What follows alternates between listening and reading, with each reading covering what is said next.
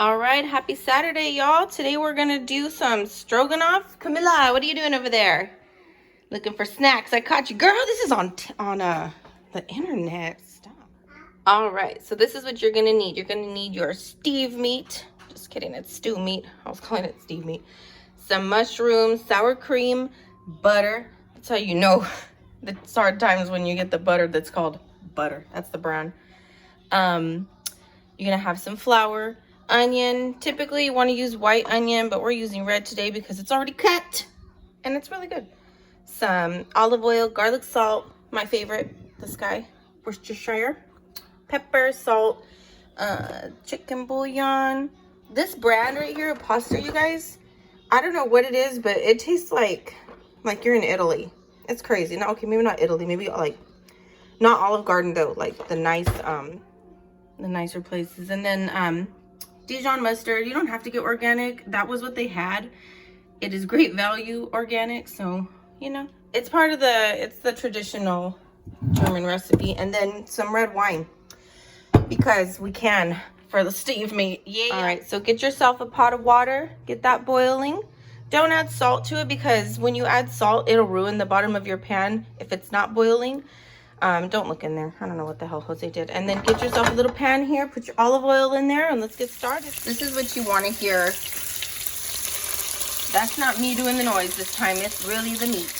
You want to hear that noise so you know you're going to get a good sear on that meat. We're not going to cook it all the way through. We're just going to sear it and get it brown, right? Okay, so I have it at about, you can turn it down a little bit, like that. We want it to get a good sear, but we don't want to burn it. We don't want to overcook it because you're still going to cook it in the sauce. I know this is going to sound weird, but this meat is so pretty. This is like beautiful meat. And this is from Walmart, from the butcher. But that's how you know it's fresh, when you look at it and you're like, dang, that looks really good. All right, now's a good time. We're going to start seasoning it up a little bit. I put my chicken bouillon, the polo. Put the polo in there, right? Then some pepper. You can make it rain however much you want. You put whatever seasonings you like. You don't have to follow it like completely. That's why I don't even put measurements when I'm cooking, because I don't know. If it tasted good, then I put 5 shakes. Maybe it needed 6. Maybe I put too many, but we'll find out. But just put an even coating of your seasoning and get that meat turned so that you can get it brown on all sides. That's another reason I don't like to freeze my meat, because you're not going to get that. Look how pretty. I'm so weird, I know. Enough about the meat, but that texture right there almost looks like fresh fish. It's crazy. But you're not going to get that texture from freezing your meat. If you're going to make this, go to the store or do what I do. I don't like to go to the store. I order it from Walmart, pick up grocery in the morning. And when I get out of work, I pick it up and it's fresh and ready to go. And it'll stay in your fridge, you know, like I picked this up Friday, I think, and it's Saturday. Okay, I picked it up yesterday, and it's still beautiful. So it's still good for a couple of days, you know. Just make sure when you see it at the store, it's not already turning. All right, you see that it's almost pretty much all brown. Just got to turn a few more pieces. I'm going to add a little bit of my wine just for that flavor. And we're going to remove all this meat out of there. And leave the juices because we're going to cook our mushrooms and onions. And then add my favorite. My name should just be Worcestershire sauce if it wasn't so hard to spell. My God, I have a problem. My name is Brittany and I'm addicted to Worcestershire sauce. Alright, I switched over. No more thongs. We're going to use our wooden. This is my favorite. I've had this since I moved out of the house. I was like 18. Yeah, I was 18. My mom knows. She cried. Alright, you see this? Now, it's still a little bit red here, just a little bit, but we're gonna go ahead now that I can feel the meat is kind of with my spoon. I can feel that it's getting a little harder, so we're gonna turn the flame off. I'm gonna remove the meat, put it in a bowl, and I want to save all this juice. This is deliciousness. Look at my phone getting all steamy. All right, you can use like a slotted spoon or whatever. I don't know what this is. For some reason I thought it was like a thing to like make popcorn. I don't know. I don't even know why I have it. But I have it and I'm using it because I want to keep that juice in there. But oh Lord. All right, so then you're just gonna chop your onion. I like to cut it like that, And then since this is already cut off, you don't have to do it, but if it wasn't, you just kind of go like this, and then it peels off easily. I always keep a little bag next to my sink, or in my sink, I mean, for garbage. You guys are not going to believe I have my phone sitting on the box of LaCroix right now. Okay, slice your onion in little rings. That's probably good right there. And then we want like ringlets of onions, so just cut them in half like that. And have pretty little rings. All right, got the onions in there. Add our mushrooms. Oh Lord, not the block. Come on now. Goodness. Then I'm gonna get that going. This is where I have my little garbage bag in the sink. That way I don't have to keep going to the garbage can. I can just throw that away when I'm done. All right, now this is gonna cook in that juice that we had our meat cooking in. See, there's our meat, it's resting. And it's stew meat, so it's really thick. So if you cooked it on low for a little bit longer, it's gonna be okay. And that's what we're gonna do.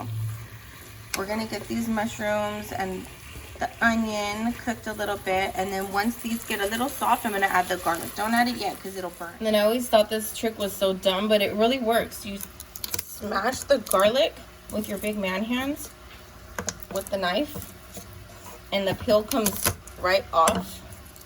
That one worked better because he was little.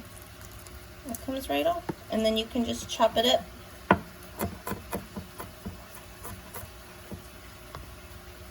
Now is a good time to add your salt. And you know, a lot of people make this, whoa, that's no salt, with this recipe with white rice. But I'm doing noodles because it just sounded good, and that's what I've seen a lot on TV. You know, they make it with noodles. The mushrooms are starting to get a little bit softer, so we're gonna make a little pool in the middle and add our, so we're gonna add equal parts of flour and butter. So it's 2 tablespoons of flour, 2 tablespoons of butter, something like that. I just did 1 big old spoon of flour and then a big old cut of butter, and that looks about the same. Mix that in with everything. It's gonna thicken your sauce really good.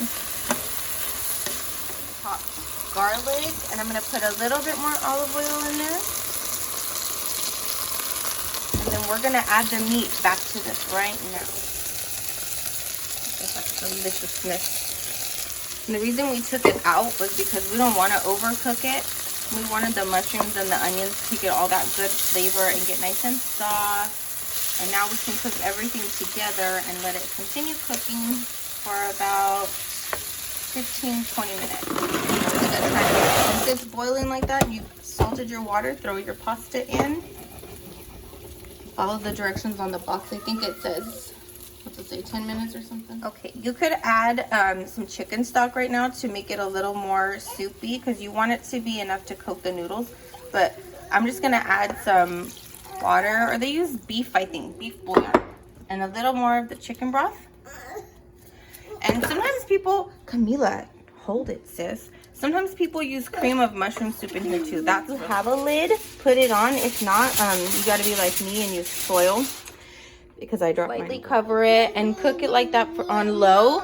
Let's see, about like that for about 10-15 minutes, and then we'll add our sour cream and our mustard. Okay, this is how we do our sour cream sauce. That's gonna go in there. A little bit of salt and the Dijon mustard, about like that. So you can see it's like a big spoon of the mustard and then half a container of sour cream. You can add a little bit of mayo to this too, because I find that mayo is like a meat tenderizer. So once we add this into the meat, it's just gonna make it more cream products to something hot. Get a little bit of the juice from the meat, add it in there. Look at how thick and pretty that is. Stir it so you can like introduce them, like, hi, what's up? I'm gonna be in you right now. What? I'm weird. Okay, so then you get a little of the pasta water too before we drain our pasta. It's cooling. Add that in there. It's all gonna be introduced, and that will keep it from like getting all nasty and clumpy. Whenever I make pasta, right after I drain it, I like to add butter. I know, this is why I'm fat, you guys. This is why. Some olive oil, and I even sometimes throw in like some Parmesan cheese, salt and pepper, just to flavor that pasta, because my kids sometimes like to eat it just by itself. This is why. All right, so you wipe down your surfaces. Keep cleaning throughout the whole thing. And I like to chop, well, bitch. All right, before my phone got all mean to me, I like to chop up a little bit of parsley, some spinach, kale, anything green to go on top that just looks pretty. Chop it up like super tiny. Just like roll everything together, you know, chop it up and we'll put it on there at the end. Okay, like this is the fun part because we're gonna get to put our sour cream sauce in there.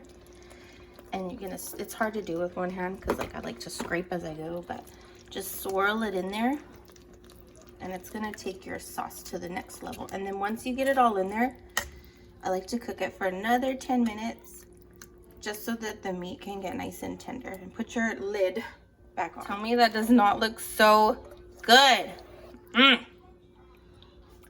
Oh dear God, that is so good. I should be a chef. Chef Worcester sauce. Wait, what? Worcester. I can't even say my name. All right, once it looks like this, it looks like just meat and mushrooms in a gravy that you just want to swim in. That's about right. Got your pasta over here. Keep the lid on it so it stays nice and moist.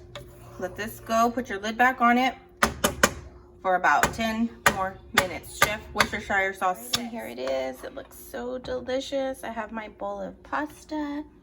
Just gonna put it over the top like that. Put as much as you want. I like a lot of the juice. All that juicy goodness. And then remember we chopped up those greeneries. And that's it. I hope you guys enjoy. Happy cooking.